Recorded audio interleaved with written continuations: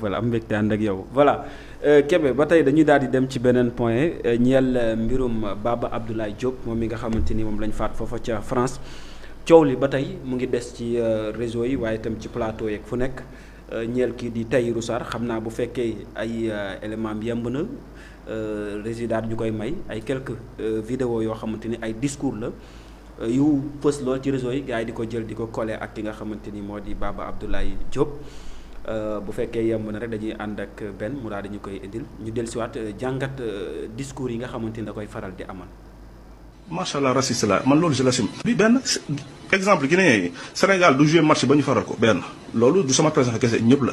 màggal Touba doo leen fa gis parce que gëmuñu loolu gàmmu doo leen fa gis parce que gëmuñu loolu. mais c'est pas leur culture aussi c'est comme en France bu ñu bëggee jël yenn africains yi wala sax yenn maghrébins yi bëgg leen dugal si li nga xam ne moo nekk la culture française aussi. su ma déggee j'ai comme l'impression c'est totalement différent. dafay mel ni non dama lay wax non xamul tax ma. Marine Le Pen mooy wax wala Éric Zemmour.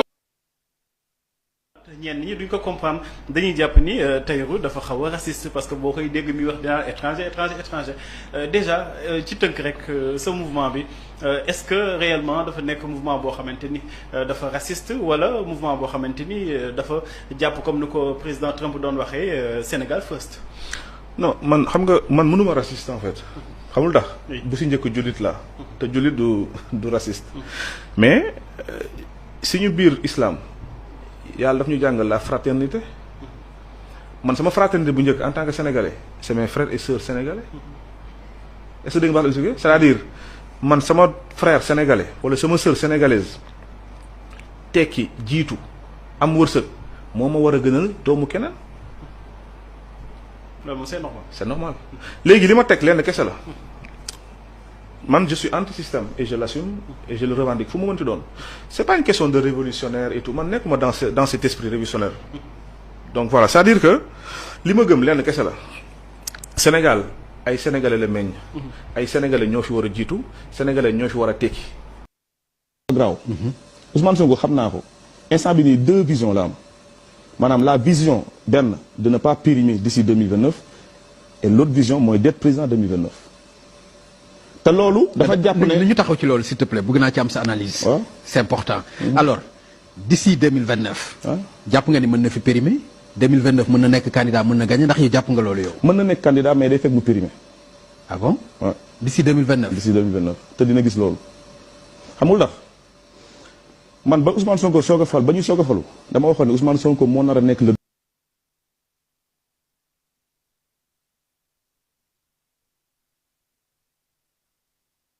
drone du magistère de Diomaye xam nga mooy drone. ah bien sûr. ñun ñëpp xam nañ ne Diomaye ni mu faloo il ne sera pas un président à 2 mandats mais il sera un président à 1 mandat mais pour Ousmane Sonko mën a conserver Diomaye nekk président à 1 mandat il faut qu'il s'écarte dama waxoon ne dafa waroon toog cité kër góor gi defar bureau gérer base Pastef yi préparer élection yi ba pare nag être l'homme le plus influent su ko neexee mën na am pouvoir bien sûr ut ay teg ay député am teg ay ministres et tout mais s'isoler ba pare maanaam am aise nekk un drone qui survole tout mais bugg ko mu nekk premier ministre man dama ko si ñaanal j'ai jamais été contre mais dama ne le fait que mu participer ci benn pouvoir boo xam ne moom il n'est pas le président da koy périmer la preuve on attaque presque pas Diomaye on attaque Ousmane Sonko ñu fi nekk ñëpp di xeex ci opposition bi Ousmane Sonko la ñuy xeexal. d'accord parce que pourquoi parce que xam nañ ne que le président qui est là c'est un président à 1 mandat xam nañ ne que suñu duggee 2028 parce que dina def congrès de façon démocratique ñu ne jiital nañu Ousmane Sonko mais d'ici là ban fracture du moins mooy am biir Pastef te loolu ñu ngi dox jëm ci maintenant gëm naa ne dina périmer parce que bu fekkee dafa forcer sa politique de panafricanisme billahi wallahi taalahi day périmer parce que panafricanisme sénégalais yi xamuñ ko bëgguñ ko gëmuñ ko te heure bi nii sénégalais ñi ngi dund conséquence su panafricanisme maanaam mooy dëkk bi ñi ngi gën a ñàkk di gën a sonn di gën a appauvrir te loolu yëpp xamul problème bi mooy que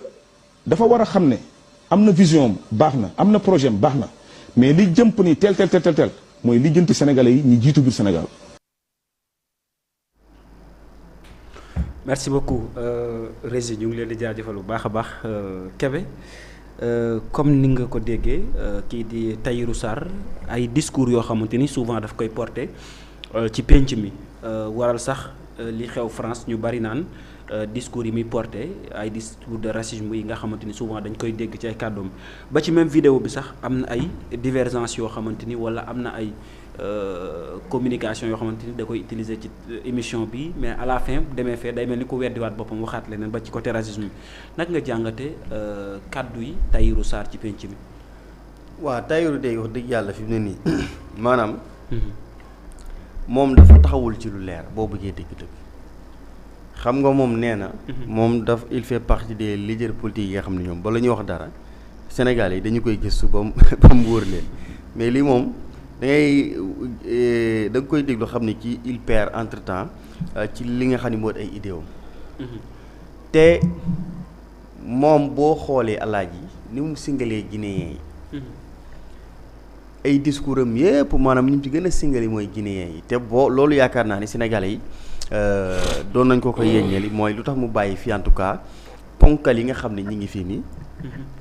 nga xam ne ñooñu ay milliards la ñuy laaj dikk di attaqué ay Guinéens yoo xam ne ñoom ay 2500 3500 ñoom la ñuy dàq par jour léegi nag boo xoolee li nga xam ne moo xew ci waa ji nga xam ne instant bi gars yi maa ngi gis kenn ku ci nekk di jóg di maanaam ñaawlu li nga xam ni moom moo am ci côté en tout cas Mame Baba Abdoulaye boobu nga xam ni moom moo ñàkk bakkanam ci yëf yi parce que tout simplement dañu dem ba nemmeeku ay affaire de haine yoo xam ni dafa commencé di am entre les politiques mu nekk loo xam ne lu ñuy ñaawlu la mais tey Tahirou Sarr mënul fexe ba génnee boppam ci lii parce que moo fi indi discours woo xamante ni si ni tey dafay indi ay affaire bot di compter ay xeet mooy dikk rek singali Guinéen bi naan Guinéen bi mooy dikki fii fekk lu koy fayee ko 7500 mu ñëw indi ko 3500 naan Sénégalais bi fexe ba gëmloo ñenn ñi ni Sénégalais yi kii yéen moom mooy leen tere am liggéey ba pare nag moom nee na bu fekkente ni loolu moom mooy maanaam tax mu nekk ku raciste moom daf koy assumer dafa raciste moom loolu la wax mais ñun ñëpp déggandoo nañ ko sànq ci beneen vidéo bi nga xam ne taxaw na moom Tahirou nee na nekkul ko raciste mais dafa bëgg Sénégal boo xam ni doomu Sénégal mais ban réew nga dem boo xamante ni si alaaj liggéey nañ ko noo xam ni doomu réew ma maanaam nekkuñu fa priorité man de gisuguma ko fenn léegi nag moo dafa bëgg a gëmloon nit ñi que ni ñun fii ci Sénégal dañu maanaam desal ginnaaw ñi nga xam ne ñoom ñoo di suñu démb d'accord ñun ñëpp nangu na ñun ñëpp d'accord nañu que ni wax dëgg yàlla fii ci réew bu Sénégal am na lu bare barul des loxo ni mën nañ ko reprocher gouvernement yi nga xam ne ñoom ñoo fi jot a jaar mais ni mu bëgg a décrire situation bi alaaji ak ni mu ko bëgg a gëmloowee nit ñi en réalité pour man demeewul sax noonu boo bëggee dégg-dëgg parce que moom bare na lu muy wax loo xamante ni si ci ay discours am alaaji nekkul loolu moom moo nekk réalité bi ci li nga xam ne moo di ci terrain bi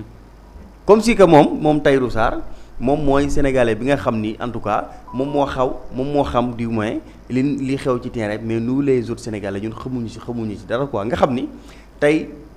comme ni ko gars yi vaaree ci réseaux sociaux yi ay waxam yu baree bari maanaam mën nga indi bii méngale da ngay gis ni la mu wax fii du bokk la mu wax fee la mu wax fee du bokk aussi ak li nga xam ni moom la wax fii ci koo xam ni nee nga da nga am idéologie boo xam ne moom nga bëgg a jaay sénégalais mais yow ci say biir wax sax yow da ngay réer parce que la nga waxoon fële sax da nga koy fàtte loolu mooy koo xam ni un leader politique wax dafa nekk di tâtonner maanaam taxawul ci lu leer te nag wax dëgg yàlla kuy wër leader politique bu irresponsable man dama gëm ni ba yem ci Tahirou Sarr bu yowoo nga jàpp ko parce que on peut pas comprendre bëgg a exister bëgg fas politiquement tax nga ñëw bëgg yëkk ci discours ba pare nag di jéem a ŋàññi Ousmane Sonko naan Sonko fii ak 2029 dafay périmé ce qui veut dire que moom jàpp na ni puisque moom mooy woote nationaliste fii ci réew mi wala nationalisme bu Sonko périmé après moom mooy ñëw nga Sonko danaa ko astafurlah Tahirou Sarr danaa ko wax la Cheikh Bara Ndiaye waxoon Tahirou Sarr mi ay géntam la gëm di alaaji loolu leer la Tahirou Sarr mi ay géntam la gëm xam nga am na ñoo xam dañuy gént ñu leen yéen da ngeen war a nekk président xam nga fan yi passé dégg nga coow loolu ñu koy wax ci président Bassirou Diomaye Diakhar Faye kenn ni am ñu taxaw naan Diomaye xawoon nañ di nekk président mais Diomaye Tahirou Sarr bi dafa gént ñu ni ko da nga nekk président moom nag gént yooyu la gëm sëñ bi moom gëm na ni fi mu ne nii c'est Bara c'est Bara day xaru rek nee Tahirou ay géntam la gëm quoi boo fi ne nii gëm na ni gént googu ñu ko tekkil moom ala kulli xaal faaw mu nekk président quoi. te mais est-ce que genre discours yi nii waruñu di ci jël ay ndogal. parce que bu fekkee bu ñu nekkoon dans un pays normal laa wax dans un état sérieux genre Tahirou Sarr gii ba ñu yëkkatee seen discours parce que discours am bi muy tëri alaaji am na nu mu ko doon gën a peaufiner yàlla xam na ni dina nekk lu présentable ci ëtt bi mais ni mu koy yëkkatee nii tey. bu yàgg la ko gars yi waroon ni yow stop taxawal. parce que mu dafa ñëw rek di attaquer benn xeet guinéen yi fu mu génn naan guinéen yi alors que Sénégal fii du ay guinéen kese nekkuñu fi alaaji. ñee ñaata étranger ñoo nekk fii ci Sénégal saa bu jugee naan guinéen yi alaaji léegi nag kooku noonu tey ñun ñëpp xam nañu bu ñu nekkoon dans un état sérieux bu yàgg lañ doon taxaw ni ko stop dañ koy tere sax bu génn wax ci pénc mi parce que xoolal li ma lay wax saa bu génnee def benn émission alaaji dina wax giraawaali parce que xam nga la moo tax Tahirou Sarr moom benn discours la am boo xamante ni si nii dama xoolal man yàlla def na ma def ak moom yàlla def naa ak moom ñetti émission yoo xamante ni si nii ka muy ñetti émission yi mu def ak man yam def feneen fu mu ci dem même discours bi lay tenir maanaam du am lu wees fu mu ci dem maanaam même discours bi lay tenir léegi nag ku mel noonu tey boo waxee lenn li Sénégal yi dégg ko ba pare ngay dikk di ko répété waat boo bëggee boo liggéey boo waxee Sénégal yi déglu la il faut nga jëm ci yokku lenn wala nga wax ci loo xam ni toj lay doon loolu moo waral tey ci ay discours am booy xool saa bu génnee wax loo xam ni Sénégal dañ ko daggee di ko partagé te loolu saa bu ñu ko daggee di ko partagé li muy gën a cultiver ci suñu biir mooy benn haine boo xam ni dafay développé ci nous les Sénégalais ak suñu voisins yi nga xam ne ñoo nekk jamono ji ba tey gis nañu ne loolu noonu dem na ba benn maanaam drame am ci mooy am na koo xam ni ñàkk na ci bakkanam parce que tout simplement dafa nekkoon ci réseaux sociaux yi di défendre idéem di défendre gis-gisam di défendre ay principe am koo xam ni li Tahirou Sarr gëm la gëm au lieu que mu wax ci xam-xam débattre ci xam-xam li ñu naan nag bu fekkente ni da nga télé da nga limité toujours li ngay mottali ko mooy violence parce que après information yi nga xam ne jot nañ ko ci am mooy waa ji bi mu demee ci kër kooku noonu nga xamante ni si moom la jàpp ni mooy ku koy insulté di ko saaga bi mu ko fëggee dafa ni ko ndax xàmmee nga ma après dem ci moom pour am benn photo boo xam ni daf ko ci la koy mën a identifier pour mën a porter plainte parce que lu jiitu loolu benn sëram par procuration porté woon na plainte mais dañu gis ni plainte bi demul fenn mujjul fenn parce que waa ji compte maanaam fictif la yore ci réseaux sociaux yi maanaam affiché wul carrément mais dafa nekk en anonymat léegi nag mu bëggoon ko identifier pour mën a dem porter plainte malheureusement pour moom ba mu demee ci la ndogal bi ñëw ñu agressé ko ba mu mujj ci ñàkk bakkanam léegi nag tey loolu kenn mënta wax a wax ba génne ci responsabilité wu ki nga xam ni moo di Tahirou Sarr parce que Tahirou Sarr boo bëggee dégg jamono ji nii boo bëggee dégg dëgg moom jàpp na ni ci politique fi mu ne nii Ousmane Sonko mooy naa leen des fois sax rek wax daan parce que fii ci langue politique bi instant bi ñaari politiciens ñoo fi am idéologie muy man ak Ousmane Sonko te moom ci gëm-gëmam wala sax xam naa li ko sëriñam yi wax wala li ko géntam wax moom jàpp na ne Ousmane Sonko fii ak 2029 day périmé maanaam fii ak 2029 day caduc day xewi Sénégalais yi dootuñu ko jox bopp quoi yaakaar naa ni bu fekkente ne mi ngi suivre langue politique bi mi ngi xool li xew war na xam ni Ousmane Sonko ni ko Sénégalais yi bëggoon démb tey la wàllu gën a ay tey la gën a sax wulee ñaay booy xool mais moom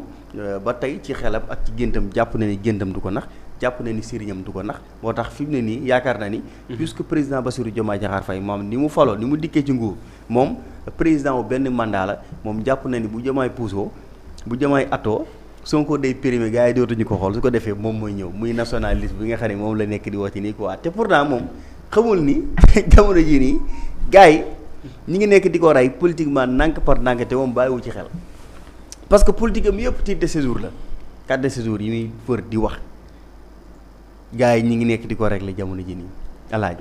benn par benn te loolu kese laa ko bu ko gars yi réglé Tahirou Sarr dootul exister ci scène politique bi dootul exister ci langue politique bi moo tax ci législative bi Ousmane Sonko di campagne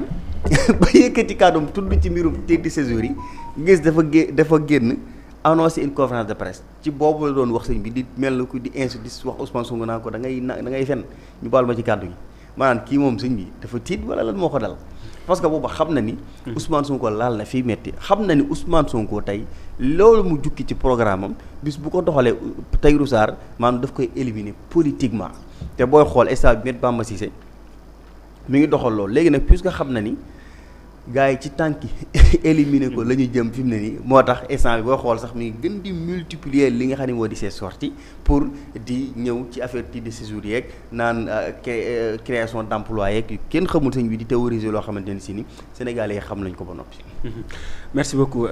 Kébé dañuy daal di dem ci Abdoulaye Yakhine ñeel li nga xamante ni dégg nañ ko léegi muy vidéo yoo xamante ni kii di Tahirou Sarr moo ko amal lu jiitu lii di xew nii foofa ca France nga xamante ni ay discours haine moo waral kii di Mame Baba Abdoulaye Diop ñàkk bakkanam ci lu ni mel ak benn militant boo xamante ni mën nañ ne nationaliste la donte ni kii di Tahirou Sarr moom nee na bokkul ci ñoom